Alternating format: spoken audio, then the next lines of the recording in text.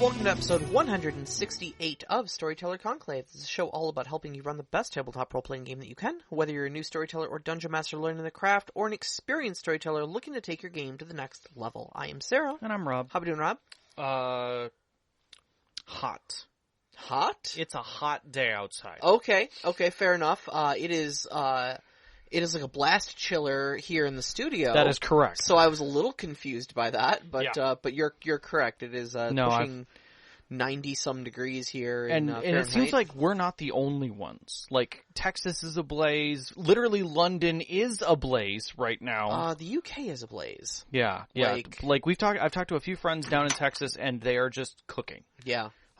Did you see the video about the UPS driver who passed out? It was a doorbell cam. No, I didn't. He walks up to the door, sets the box down. As he's leaning down, he literally just kind of collapses next to a chair. No. Takes a few seconds, lays back, tries to figure out where he is, and then gets up, finally dings the doorbell, and stumbles back to his car.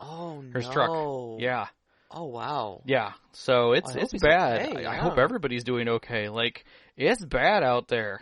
Oh, man. Well, stay cool, everybody. Yeah, do the best you can. Hydrate. Hydration is important when you're hot. And coffee and Mountain Dew do not count. So gamers are bad at hydration by default. And I'll tell you what, especially for our friends across the pond over in the UK, too, I know you guys have been dealing with, I don't know what it comes out to in Celsius, but it's... They're terrible at I ran the conversion, and it's like 107 Fahrenheit there, which is like... ridiculous. We're not even making jokes about that anymore. It's not like, oh, you guys have to deal with a little heat. No, seriously. That is dangerous heat. Please stay safe. Yeah, you're well over what a human body should be able to manage. Yeah, exactly. You are above dangerously feverish temperatures outside. So, and to bring that into gaming terms, when a dragon breathes fire on you, it's more than 107 degrees. Yeah, So for those of you LARPers, you want to go and LARP in the elemental plane? By all means, take a walk outside in your armor. There you go. And then ask me why your character has exhaustion after 30 seconds of combat. Knox in the live chat is saying it's like 40 to 42 C. Yeah, that seems about right. Yeah, so it's definitely take care of yourselves for friends not here in America as well. We know this heat wave's hitting a lot of different places. So yes, but tonight we're talking about ideal spaces. Yeah, and we're taking our time with this one a little bit because. For lack of a term, this is the easiest going one that we've had. We were pretty lazy about getting the sheet together for this one even, and it was we're just talking about the things we like. Yeah, sort of. Man, we walked in ready for this. So we did. We've been gaming for both in excess of 25 years. We've all had over 2.5 decades to dream up our ideal gaming space. Yeah, and for me, I can tell you it's morphed a lot. And not just because technology has morphed and not just because, things have changed around it, but, around the gaming space itself, but, just my perception of what it would take to have a comfortable gaming environment. Yeah, absolutely. For my players and for the type of storytelling that I do.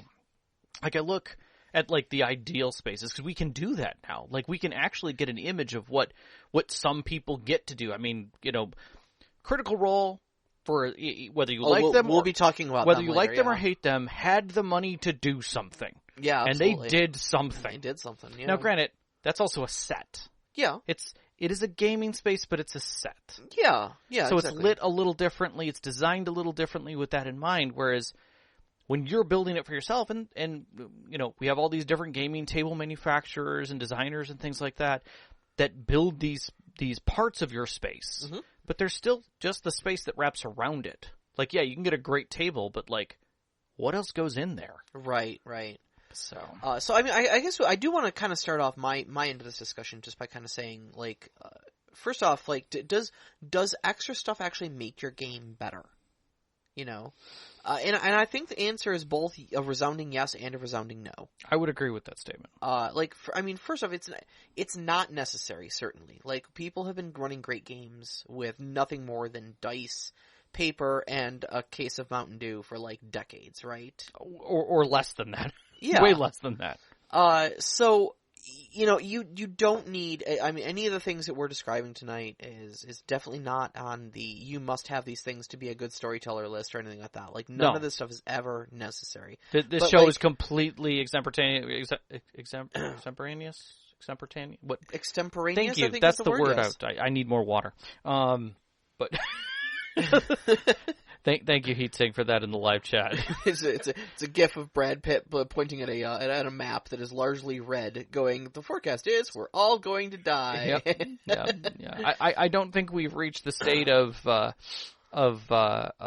having the Death Star come by and go, "No, you've already done this to yourself. I'm moving on." Yeah, this planet is gone.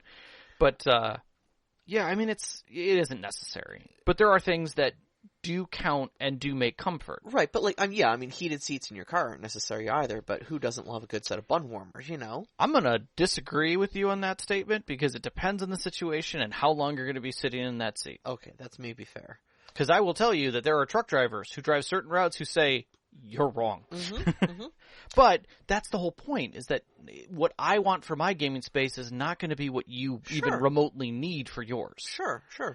Now let me ask you this question too. Okay. Do you feel that extra stuff like this can make your game worse? Yes. I definitely think it could. Okay.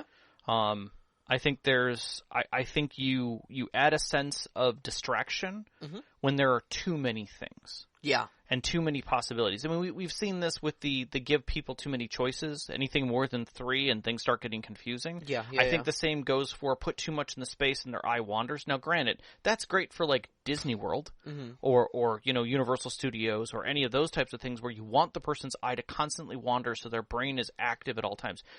Vegas did a great job of this by removing every single clock and making everything blink, flash, or reflect. Oh God, yeah. Like that's the truth. Like from everything from the patterns in the carpets, from floor to ceiling, and then everything in between has to have some kind of an effect that looks like it's moving, so that your brain never stops having to process all that. Yep. For me, like there's a certain amount of like accessibility issue as well. Without a doubt. So like for instance, I would love to use like the sound of rain to make weather events more immersive. However, one of our players is hearing impaired. Agreed. And putting a white noise generator, which is essentially all the sound of rain is, into my scene is basically just asking for them to have more difficulty understanding what is actually going on. So I've refrained from things like that. I mean, it's already like part of the routine of setting up the game is to sound check with this particular player to make sure that my music is at an appropriate volume, not to what I think is good, but to what they think is good, because they're the one with the hearing impairment. If I'm flooding their hearing aid, then I'm not doing anybody any good, you know? Right. I can imagine trying to add even more sounds in on top of that, just overly complicating matters and whatnot. Yeah, and I think that there's something to be said for the constant use of audio versus a splash of it here or there. In Mouse Guard, having like a bit of a bird sound is enough to make you concerned. Like, is that a predator that I have to be worried about, or something else? And or like a crash of lightning or something flashing can sometimes be nice, but if it's constant, it's enough that it can be a distraction. And I think that's what's neat about some spaces and some effects. I'm trying to think. It was one of our Discord members has a quick board for being able to just punch up things. Oh, I think it's Draven. Yeah, Draven, that's right. Yeah. And those are the kinds of perfect things where you basically got a soundboard to be able to do a quick sound, but nothing constant.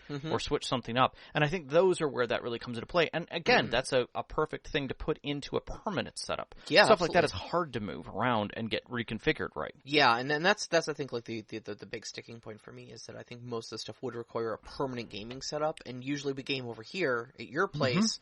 So, and we game in essentially your dining room. Kind of, yeah. So, putting a permanent setup in there is, kind of like putting it in your dining room, which is a little weird. Yeah, I mean, the space is used for a lot of different things besides dining, but that's the whole point, is it's designed to be redesigned when I need it, and that kind of stuff doesn't work into it. I think the other aspect of that, which we kind of take for granted, is the fact that, is it distracting for the storyteller to have to do all that? Yeah, I mean, especially if the stuff isn't functioning as needed, like on a one-touch basis, Right. Like, I specifically remember a while back when Sean was running a D&D game. Mm-hmm.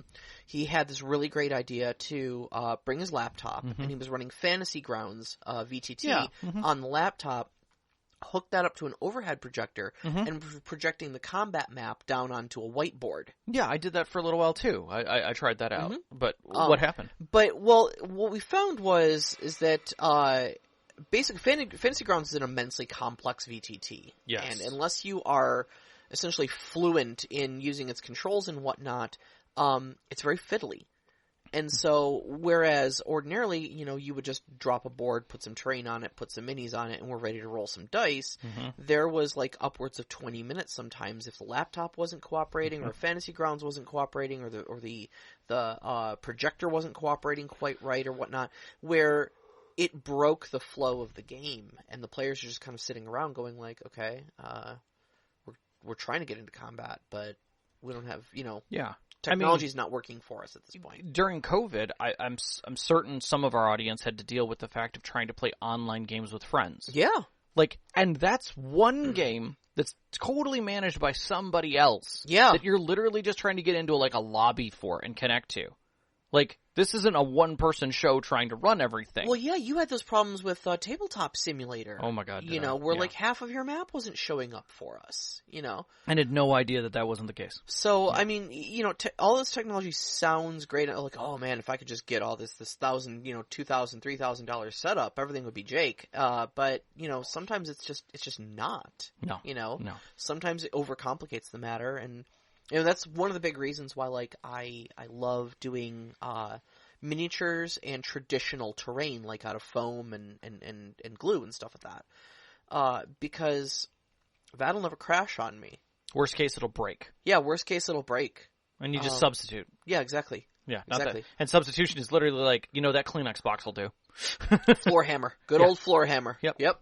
Exactly. It's those kinds of things. It's like, that's what made BattleTech work really well in the early days, was like a grid is a grid is a grid. Yeah. Like, we can just move on and keep going. We can draw it at worst. Yeah, exactly. And I've done that a few times where I've just literally pulled out my quick map, drew something in, like, whatever, let's keep going. Yep. So. Yep. And we talk about the physical space itself and what we're thinking about, but wrapped around that space, like you say, we dine in my dining room. Effectively, we came there. Next to my dining room is other things. There's the kitchen. There's the outside, which actually was a direct distraction, was the door wall. The one night that I had a game where literally it was like, is that a horse-drawn carriage going by your house? Is that a funeral procession with was. a horse-drawn carriage? Yes, it was. It was, and it just seized the game. Now, I thought it was cool and everything too, but like at the same time, it's those types of distractions. I mean, of all things to have your game derailed by. Yeah. And I was fine with that, like totally 100%. But still, it's those types of things that can definitely throw things off. At the same time, like, sometimes you need to step away. And having a hard-roomed space with no windows and no distractions is awkward. Yeah. For extended gaming when it's not your turn and you're literally just sitting there waiting. Yeah, what do you do? The name of the game is Dungeons and Dragons, but the goal is not to make your gaming space feel like a dungeon, I mean, some people probably do. Well, depends on the type of game you're running. That is true. How much discipline you demand in your gamers. So setting all that aside. Yeah. We just put all that aside and we really just want to talk about cool crap. What cool stuff are we talking about? Oh my god, man, so much stuff. Give me your short list of cool things. Like, give me 5 cool things that is on your list.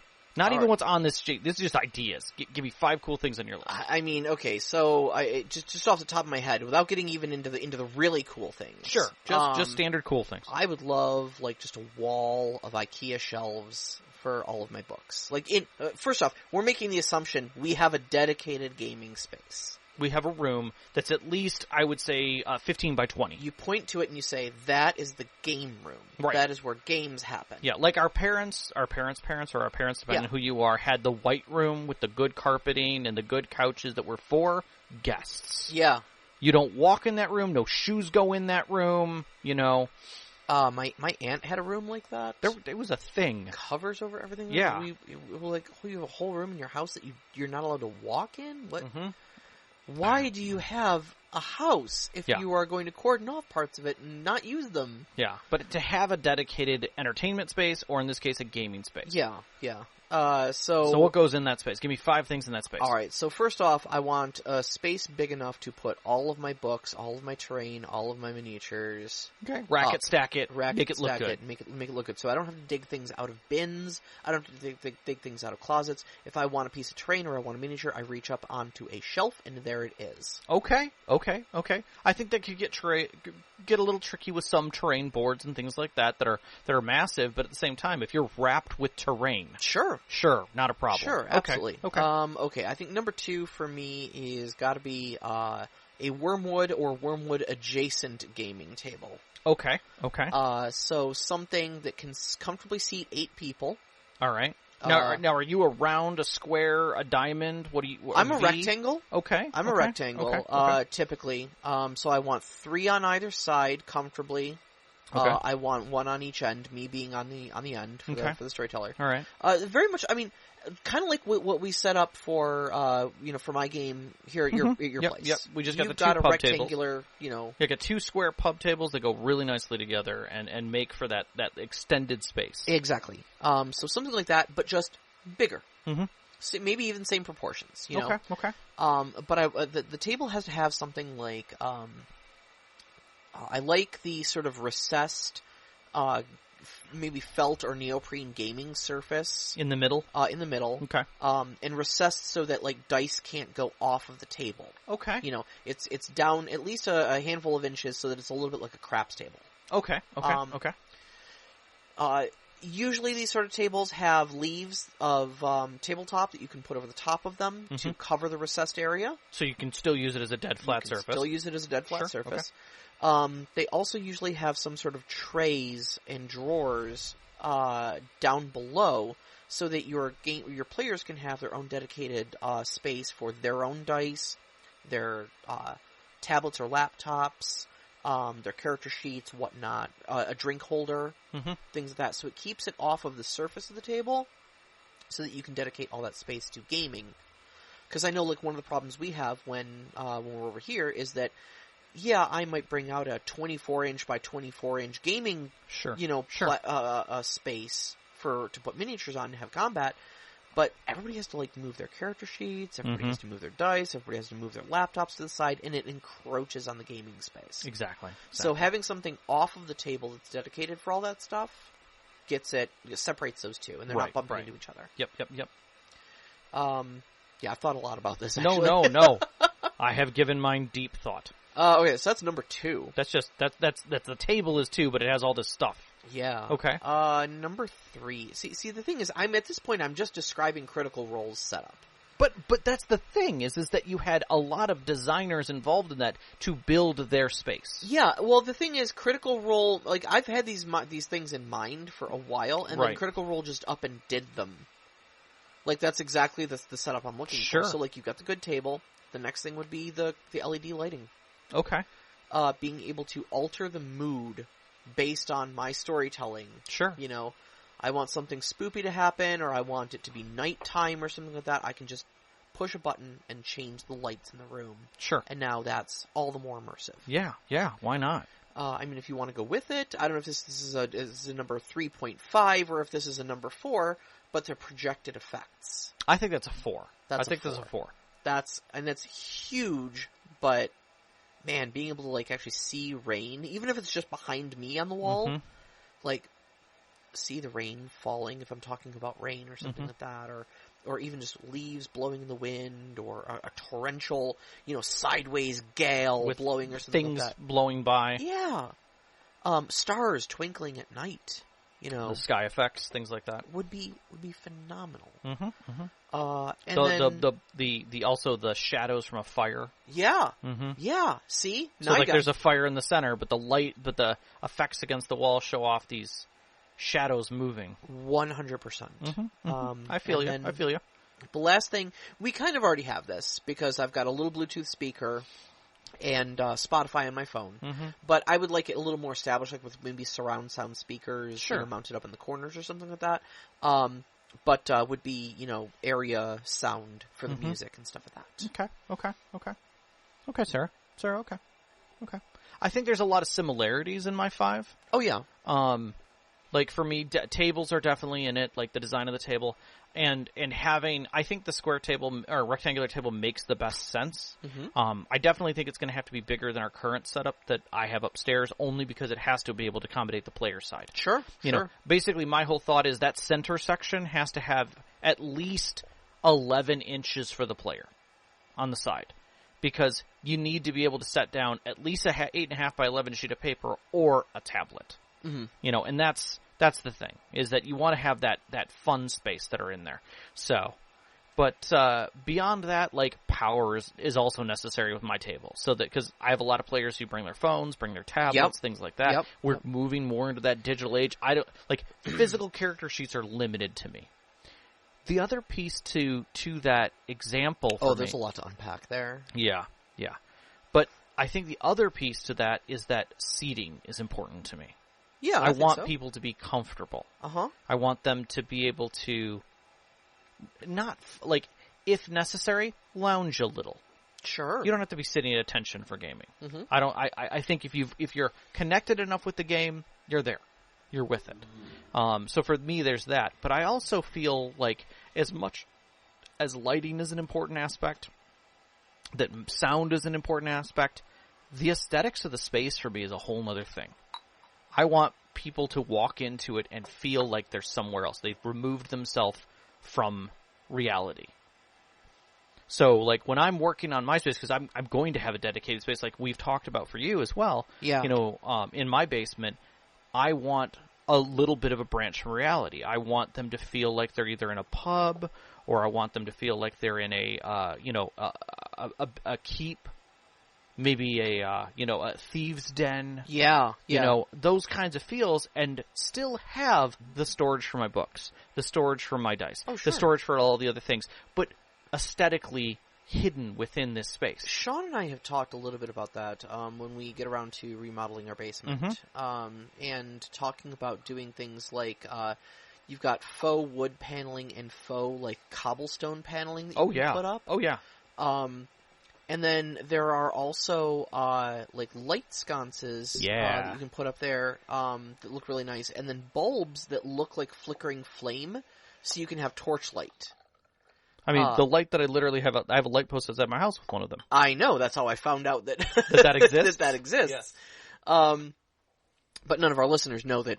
No, I know that you have that I have this thing. So, but that would, when I saw that, I was like, oh, that would be so cool to put sconces up in the gaming room. Yeah, like that. Because then you can change the space a little bit and make it feel a little bit different. Like, one of the aspects of my space that I want to do is not just one space. Like, I want, coming down the stairs to my basement space, I want that bottom to look like you're stepping into the lower section of an alley, like next to an inn, like you're coming down to the under area. Oh, okay. So cobbled walls, the doorway is brick little arch. Speakeasy sort of. Exactly. Sort of wooden door with the little slide in it, kind of a thing. I want those kind of effects because, again, I have this want and need to pull my players out of reality, to give them a new space to be in. Yeah. We're being mocked in the live chat. Whatever. Spirit Halloween sales for gaming rooms. It's okay. Look, that's partially true. That's fair. I'll accept some of that. But again, we're dreaming. We're dreaming big. We're dreaming well. Yeah. And we can. That's the thing. Like, so then I have to ask the question. We've got our 5s down, things like that. Are those the same things you thought of in your youth of gaming that you would want to have in your space? I can tell you one of the first things I wanted in my space. What's that? A fridge. A fridge? Just a fridge. Like, I went back to the, like, this is our tree house kind of a thing. And it's funny how much of that fits into it. The comforts, having drinks, having food, having the simple creature comforts of that space, Maybe, okay, so I say maybe I'm spoiled. I will admit I am severely spoiled. Because especially when I was living with my parents, took a little bit to warm up to the idea of playing Dungeons and Dragons. They still had that sort of tail end of the Satanic Panic going on. But when they kind of realized that, like, no, it's really just me being a big nerd with a handful of my friends who are also Plain big make-believe. nerds, and really nothing harmful is coming out of it. In fact, in my, late teens, early 20s, when a lot of other kids are out there, mixing it up and going to parties and doing ill-advised things, I opted to spend my leisure time at home with my friends in the house doing a group activity that we all clearly enjoyed. Yeah. That also sparked my artistic talents because I was painting miniatures at that time, too. Yeah. And so what my parents did was decided that they wanted to encourage this. Yeah. And so we had a fridge in our basement that was quite literally right next to our gaming table. Mm-hmm.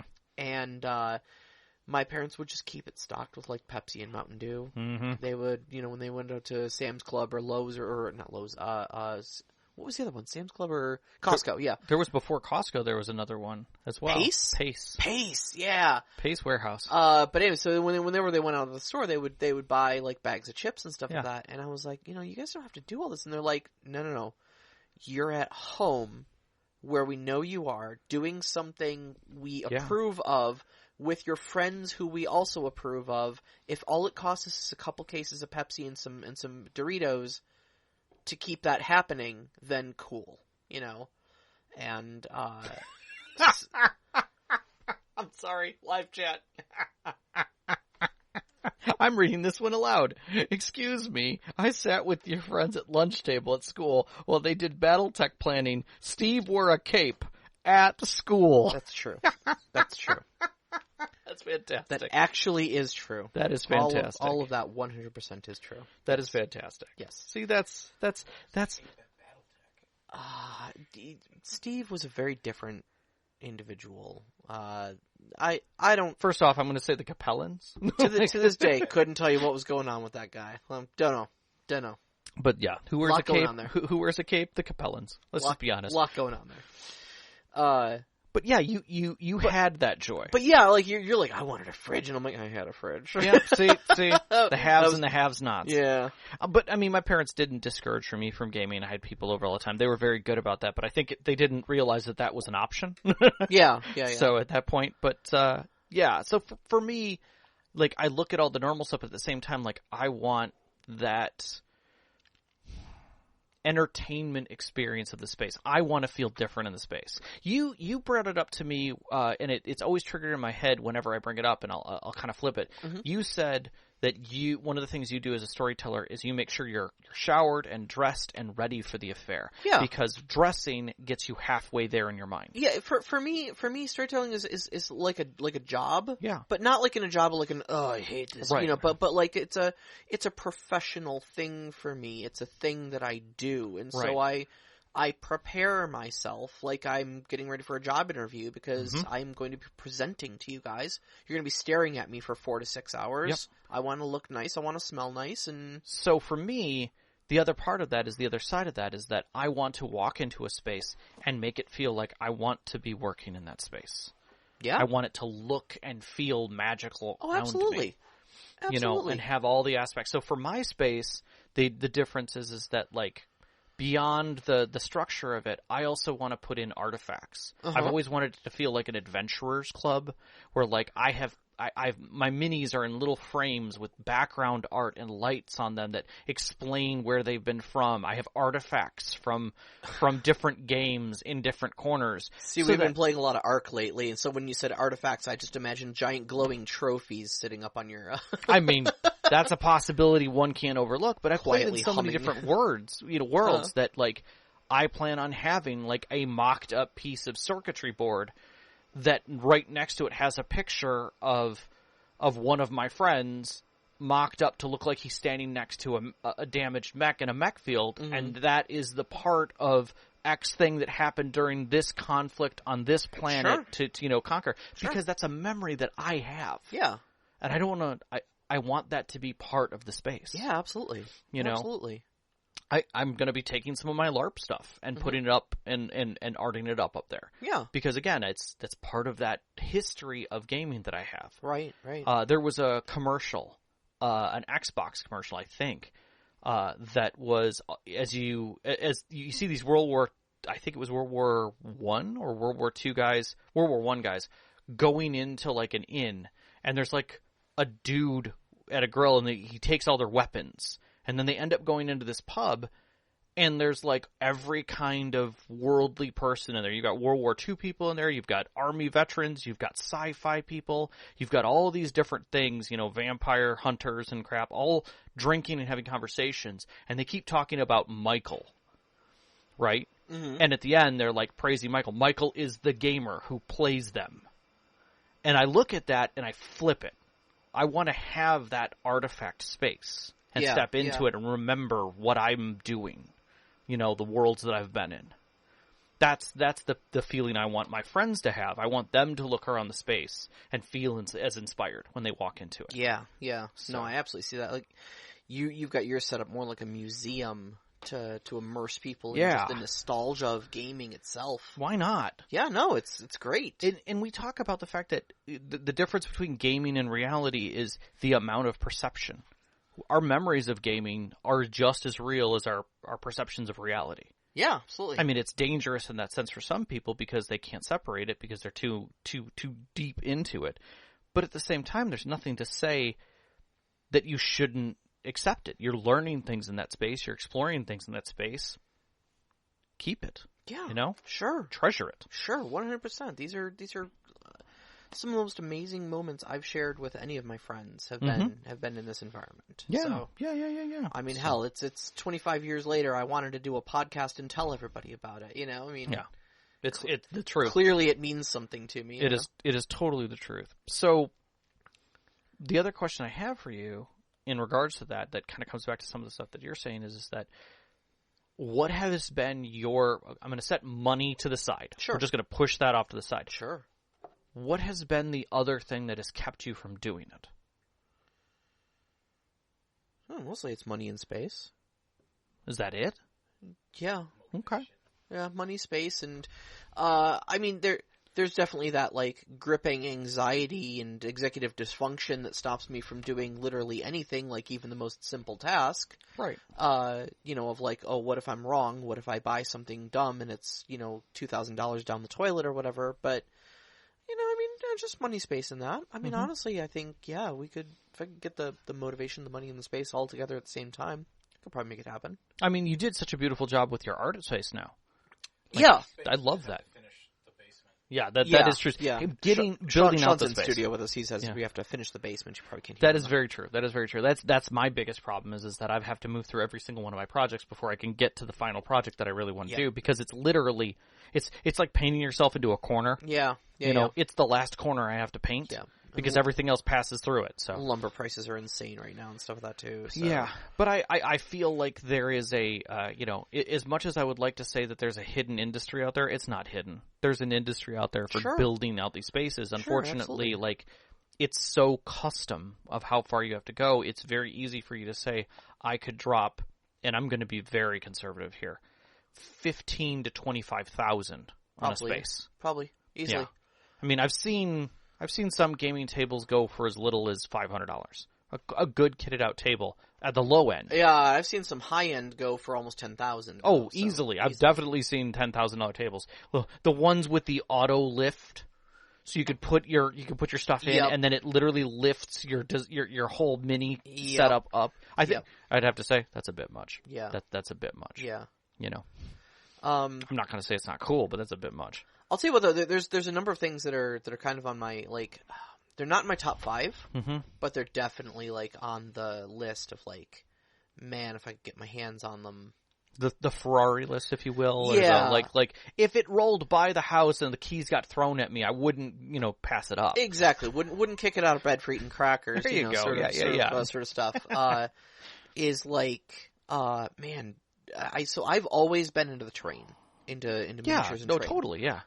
Ever since the beginning, I remember way back in the day getting a 3-foot by 3-foot piece of plywood. And then I put some little guardrails on the side of it and stuff like that, so that it would sit onto the tabletop and not wiggle. And I didn't know what I was doing back then, so it looked awful. But I took it outside and coated the whole thing in glue, and then sprinkled model train flock all over to give it a grass texture.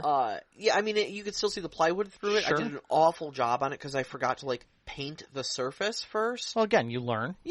But it was my first terrain board. Yeah. And then I meticulously took a yardstick and a Sharpie and drew a grid on a 3x3 table. Mm-hmm. And we played D&D on that thing. Mm-hmm. So even all the way back then, when I was in college, we had, I had this idea. Mm-hmm. So I've always been enticed by that. Even long before like things like Critical Role and stuff that were popular. Yeah. My vision has always been to have the sort of scenic landscapes that I try to present for you guys whenever we get into combat situations. Pursuant to that, if like $500 worth of Dwarven Forge fell off the back of a truck somewhere, yes, man, that'd be nice. Because I mean, I love making this stuff. Like, I have a whole room in my house, and a good portion of my basement, too, dedicated to putting together these cool terrain projects for you guys and stuff. You have 3D printers, cutters, painters, airbrush crap, everything, all of it. Yeah, it's basically the only thing I spend money on, I mean, yeah. Don't drink, don't smoke, don't really do much other socialization than gaming, and that's where that's where my fun budget goes, Yeah. But man, like I love making these terrain projects, but sometimes I would just love to just like snap some pieces together and still get the same like great looking thing, 5 minutes worth of effort, done and done, bosh. Mm-hmm. Like we are good to go. Yeah, no, I get it. And you know that I've always wanted to have like a prefab dungeon done that I could just snap together, throw together a physical dungeon out of parts that I have like 400 pieces of. Yeah. Yeah. That's complete with like the set-in sconces and things like that, where like you just set it in the wall and it lights the up. Little LED things, little things like that. I put this little thing down and now it's lit as well. Those types of things have always been in there, but that's less about the space and more about the things that go into that space, the minor things. Yeah, sure. The touch points, if you will. Look, having that stuff readily available, I think to me is part of the space. I agree. I agree. For me, the space is what you can bring to bear during a game. Yes. What's already there, what you don't have to craft, what you don't have to put effort into. You can just be like, look, it's here, it's effortless. Yeah. At a less than 30 seconds, I can make this thing happen. Mm-hmm. Yeah. So. No. And to be fair, if you can't make it, store-bought is just fine. Yeah, absolutely. That's perfectly fine. It is perfectly fine. There's nothing wrong with that.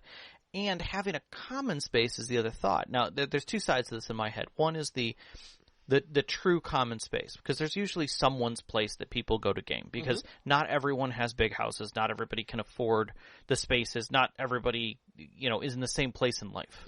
But a lot of times there's a common space that everybody can game in and or work in, just because it's a good enough space to do it. Sure. And like my space works right now, and I think that's great. I don't mind it. And I wouldn't even mind using, like, once my actual space is finished, having it be more of a common space. Sure. Definitely wouldn't mind that at all. Sure.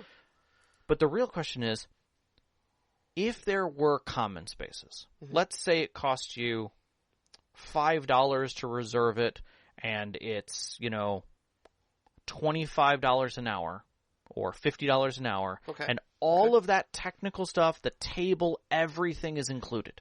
Basically, if we get to rent out Critical Role Studio for everything from like a relatively basic space all the way out to a fully kitted out $25,000 space, and it ranges from $25 an hour to $75 an hour. Let's say. Okay. Would it be worth it? Would you do it, or is it not personal enough?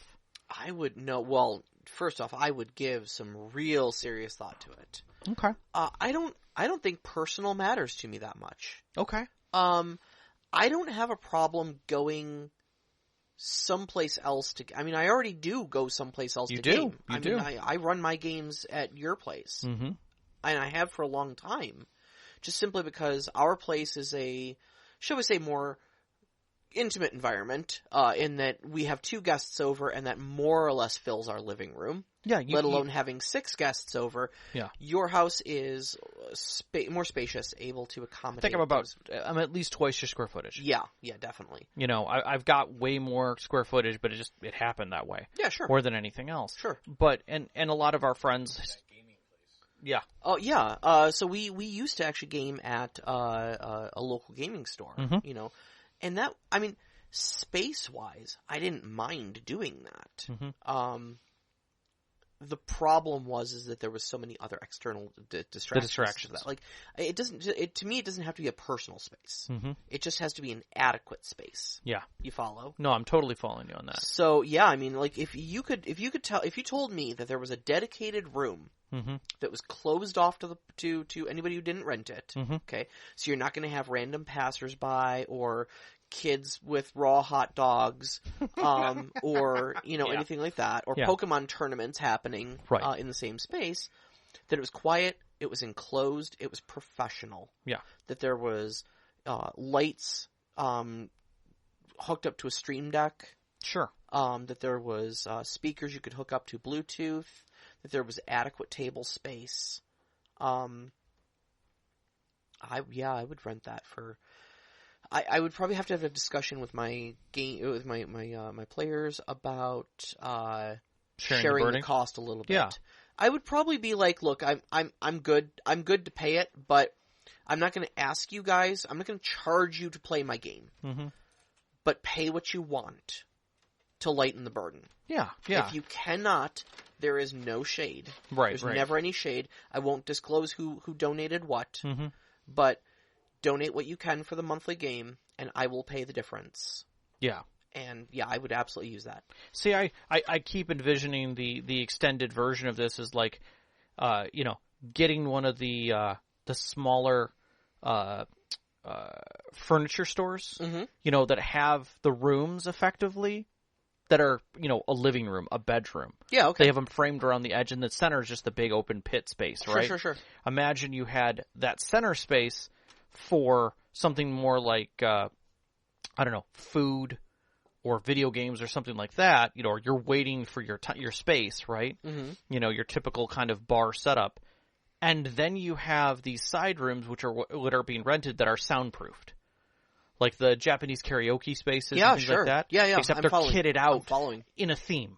You want the pub space. Oh, do you want the cyberpunk lounge, or do you want the medieval pub, or do you want the grassy knoll, like with a forest in it, where you're literally almost on the ground? Do you want the Asian inspired, Oriental inspired for your Legend of the Five Rings game, or something like that? And you have all these spaces that are kitted out in a specific way and catered to you. Oh, the captain's quarters of the galleon. Of the ship. Yep.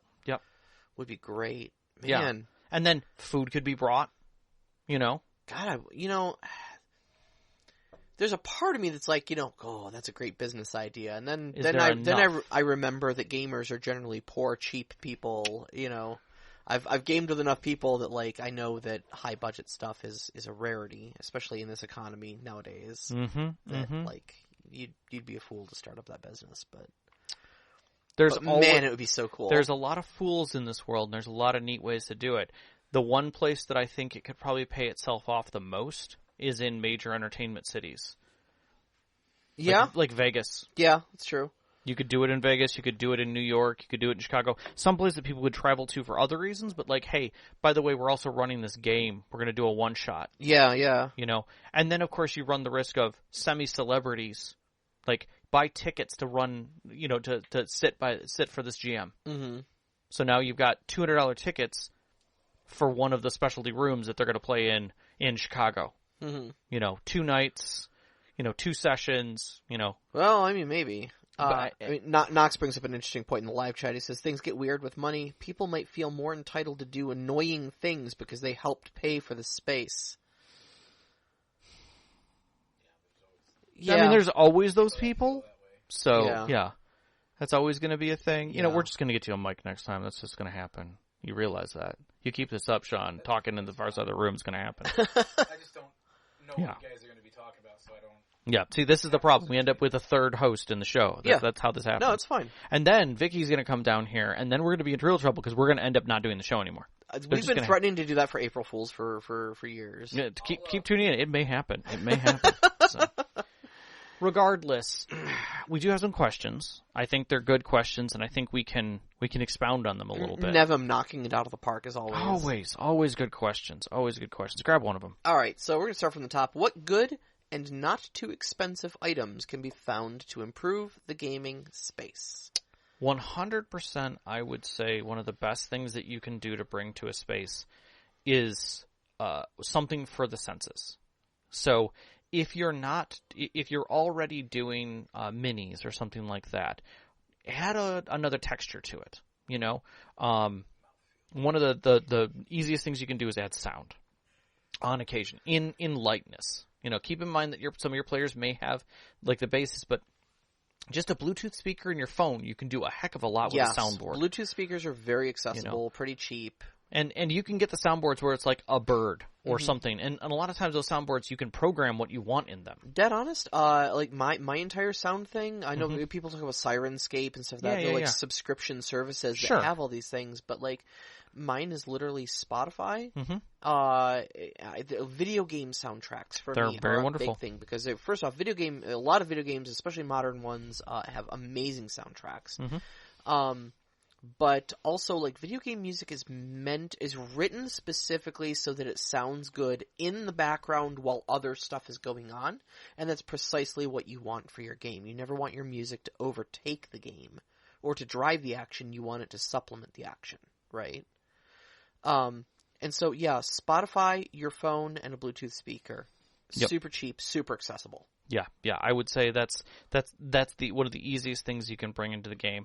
I think the other is, you know, you can simply up your map just a little bit. I mean, it's amazing what you can get printed on poster board size, on poster print size at Kinko's for like $5. Yeah. Like I did it myself. Like you can, you know, go to somebody's Patreon for like $1. Usually you can get onto these map makers Patreons that have gridded, ready to print maps, send it off. They'll tell you even what the DPI needs to be, get it printed, and now you have an amazing map for your game. And it costs you like $5. I think Dungeon Draft is only like $20 or something like that. Like for making your own maps and such like that. If you're feeling artistic, though I would submit to you again that it is not art. It is easier than art.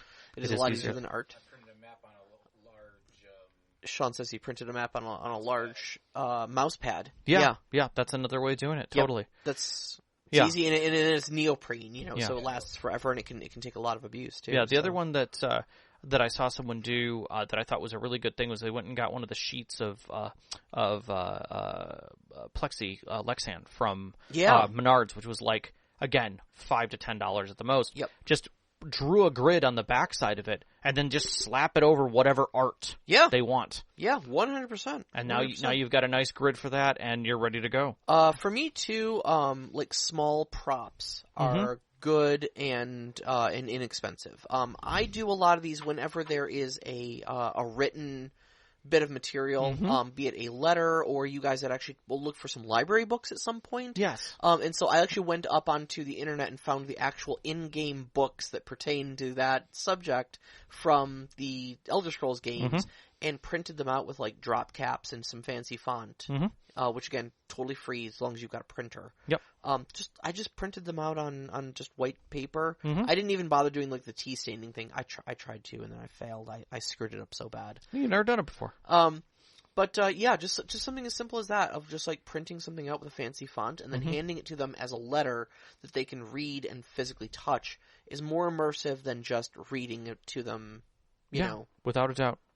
Or improving it or whatever. Yeah, but again, that you've got a visual, you've got an auditory, you've got a feel. Sometimes adding a little bit of a scent to the space, if you can get away with it, incense is a great way to add an essence to a space. Yeah, and you can get them in all kinds of scents. Absolutely. You know, if you're running like a cyberpunk game, you know, get a beer bottle, empty it out most of the way, pee in it, you know, and just kind of sprinkle that around your gaming space, and that kind of gives you that like, you know, urban decay sort of smell, you know. You've got, you know, vinegar. You can get away with that. It's a little bit easier and doesn't kill people nearly as fast. And if it spills on your table, you don't immediately need Clorox. Please don't do that. That's an awful idea. Yeah.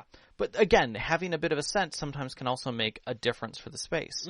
You know, where it doesn't just smell like Doritos and Coke and Mountain Dew. And B.O. You know, simply changing out the glassware you're using. Go to a thrift store and pick yourself up some steins. You know, you can find some funny things that way. Yeah, that's another way you can do it, because you're automatically just giving them a different feel. And lastly, like Sarah does, dress differently. Mm-hmm. It's amazing what having your GM dress differently does to a system. It may look funny and hokey, but it totally takes them out from where they were. I've thought about running games where I would ask the players to dress up a little bit for it.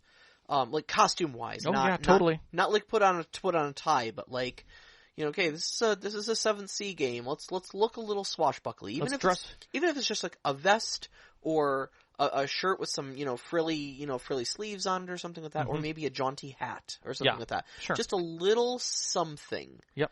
To pull your not I don't need full cosplay. Yeah. We're not LARPing. Yeah. Just a little something to indicate your character. Yeah. I agree. I've thought about that. Also, the coins you did. Oh yeah, 3D printed coins. You can get them on online. You can actually order somebody to print you up some too as well for relatively inexpensive. But you can also get them for really cheap. Like you can get a bag of gold plastic coins from like the dollar store. They make metal ones if you're willing to put a little more money into it. They make metal fantasy coins that are just some BS thing. They got like a castle on one side and a crown on the other or something like that. Yeah. Simple little tactile things make a huge difference. Yeah. So, all right. What items can be cumbersome for gaming spaces or be a distraction to other players or the GM storyteller? So immediately what comes to mind is any piece of technology that is not going to work within the first 10 seconds of you interacting. I completely agree.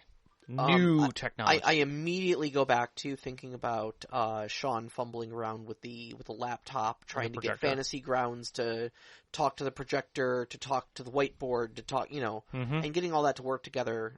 Mostly it was just Fantasy Grounds being finicky for him, but anything that does not work within the first 10 seconds of you picking it up is breaking the flow of the game. I tend to agree with you on that one as well. My other big answer is Fog Machine. Don't ever do that. They sound like such a great idea, but I just imagine they just screw everything up. Yeah. And one of the things that I'm always going to say to people in regards to this is pretty much any prop that you don't practice beforehand with. Yeah. Whether it's technology, whether it's a physical trick, whether it's lighting, whether it's whatever, make sure you practice. You're doing at that moment you're adding theatrical elements that are beyond your voice and mannerisms. Practice. Yeah, you'll practice voices. You'll practice other things. Do the same thing with your technology because it will be a distraction more to you than to them. Yeah, agreed. And that's going to be a thing. Now, I think from the player's perspective, I think in gaming spaces, some of the stuff that can get is when you allow for too much. Mm-hmm. Like maybe you set up, I don't know, inexpensive tablets or, you give them the ability to get connected to other things and have more devices on their table than they need. At that point, you're kind of itching yourself to letting them do other things, and that can get very distracting. Yeah, agreed. Agreed. I think that lends itself to a thing. The other thing is I've seen it been distracting, is when you set something large up and you don't give them enough time to admire and look at it. They will do it while you're trying to tell the story. Oh, that's true, too. You just plunk it on the table and they're like, ooh, and you're like, yeah, and he's attacking you, and they're like, no, wait, hold on. They don't even say, yeah, wait, hold on. They'll just be like, yeah, they'll just keep like, yeah, I'll roll in a second. This is really cool. I want to see this. Or while someone's doing their action that other people should really be paying attention to, they're not. They're looking at the minis, they're looking at the terrain, they're looking at whatever's there on that table or the space that they're in, and that is a huge distraction. There's, like, in TV, you've got hold for applause, and sometimes you need to do that with your game, especially if you do drop a set piece like that, hold for applause. It's okay. Yeah, totally a thing. Totally a thing. So. All right, last question. If there was one element you could add right now and freely to your gaming space, what would it be? This one's tough for me. This one's actually tough for me. I'd say a brick of about, we'll say 8 by 8 by 10 of $20 bills. Just a brick of that sitting out there. That would be freely wonderful for my space. No. I think for me it would have to be like a table and seating. Like, if I could just immediately have a table and seating, that would be a step in the right direction. For me, more so, it's like I need everything else around it to be done. But if I had to pick one element, I would say table and seating. I have a table, kind of, I may be able to use. So I'd have to say more so seating, because I think it's going to be one of the most expensive things for me to put together. So that's fair. That's fair. What about you? See, it's kind of weird because my gaming space is really your gaming space. Well, let's go back to yours. But like, I mean, if we're just talking like, you know, this is all in the fantasy world. Sure. Of just this thing that I say will just immediately work and not totally be inconvenient for anybody. Mm-hmm. It would probably be the colored LED lighting tied up to a stream deck and stuff like that. Like, I would love to be able to add that sort of dimension to my storytelling. Because I think that combined with the music, combined with my storytelling, I think I could really get some deep immersion into things that are going on. Yeah, and I think it has to. When you look at your space and you go, okay, this is where everybody's sitting. This is how everything's sitting around. Now I'm going to put this effect in. Is the effect is it going to capture enough attention to do the effect that you want it to do? Yeah. And that's it's all about weight. Especially with theatrics, it's all about weight and perspective. Yeah. Yeah. And I think that's one of the hardest parts about doing anything beyond yourself. Is that there's a lot of prep in that. You know, it's weird to say it, but as much as we talk about the gaming space and how much we want to put into it, I think one of the elements that we're missing, which is not something we can really put in, is appreciation for it. Yeah. Like, we talk about appreciating your storyteller. We talk about appreciating things like that. But, like, if someone's hosting a space and they're making an effort to make it cool or comfortable or you know, secure, in some cases that's an important thing. Like, yeah, absolutely. That's super important for people. Absolutely. Or quiet or handling other little things. Appreciate it. Like, seriously appreciate it, especially if it's a digital space. Like, if that person's taking the time to get 6 freaking people together online, you know, and make it all work and make sure that everyone can hear each other and that they can be heard and balancing things, don't be frustrated. Take a minute and appreciate the amount of energy that it takes to do that crap. Yeah. Yeah, absolutely. It's a little known thing, and I think that's. If I could add something freely to my gaming space, I think that would be the one element that I'd always want is appreciation. Fair enough. So fair enough. I know it's deep and a little bit, you know, sad in its own way, but I think it's important. I think it's a good answer. We used to do the GM bribe, and I feel like we stopped. Because sugar is bad for us. Yeah, because bringing you a 32-ounce Slurpee every single game session maybe wasn't the best. I mean, once a month is now not so bad, but like every other week was a pretty bad idea. Yeah, so, yeah. All right. So what's our next week's topic? Next week's topic is our overpowered PCs broke my game. So we're going to talk a little bit about a discussion that took place online that we both saw about a storyteller who was running a D&D game full of overpowered PCs with like maxed out stats and crazy magic items and stuff like that, and what to do about it, and if they should do anything about it. Is it, you know, being a fan of your players to allow them to run rampant if everybody's having fun, or is it frustrating for you as the storyteller? Yeah, I think when I glanced at that, I was thinking, my first thought was, really? And then I dug into it, and there was a lot of people who agreed, like, this happens a lot. Yeah. So, well, I think this wraps us this little discussion. Do you want to kick us off here? Yeah, all right. You can find us on Twitter at @ST_Conclave, on Instagram at ST_Conclave. Listen to us live every Wednesday night, 7 p.m. Eastern Time on mixlr.com/storyteller-conclave. And join us up on our Discord. We'd love for you to throw some questions at us to answer here on the air. Bounce some questions off of the other storytellers that are there on the Discord. There's some really great discussions that happen about what should I do in my D&D game, is this magic item balance, etc. You can find that link on our Twitter or our website, storytellerconclave.com. We'd like to thank our Patreon members who support us every single month, especially our named members, Knox the Box, Sam, the Arcana Sound, Sparkle Motion, Veteran, Subject, Hula Boo, and Sean. Our pre-show music is by Arcane Anthems. You can find that at patreon.com/arcaneanthems. Our intro music is Beyond the Warrior by Geefrog. You can find that at geefrog.bandcamp.com or on Google Music. And our outro music, which you're hearing right now, is Only Our Footprints in the Sand by Midair Machine. You can find that at freemusicarchive.org. Big shout out as always to our families, Vicky and Sean. Thank you so much for loving us and supporting us. Thank you for Sean for joining us in the studio today. It's been kind of fun. All of our friends who sat with our tables over the years give us these great stories to share with you and you, every single one of our listeners. We love you so much. Love you. Good night. Good night.